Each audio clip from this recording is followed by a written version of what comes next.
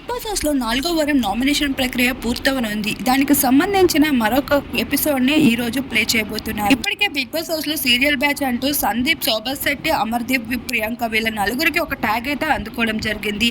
ఇప్పుడు అదే విధంగా నామినేషన్ జడ్జెస్ గా వ్యవహరిస్తున్న శోభా శెట్టి, సందీప్ ఇద్దరు కూడా అమర్కి ఫీవర్ గాను ఫ్రెండ్షిప్ ని చూపించారని చెప్పొచ్చు. అమర్దీప్ నామినేషన్ లో ఉండగా అమర్దీప్ నామినేషన్ ప్రక్రియ ఏమాత్రం కరెక్ట్ కాదని అమర్దీప్ ని సేవ్ చేయాలి అంటూ పల్లవి ప్రశాంత్ నామినేషన్ ని పక్కన పెట్టి అమర్దీప్ ని సేవ్ చేయడం జరుగుతుంది.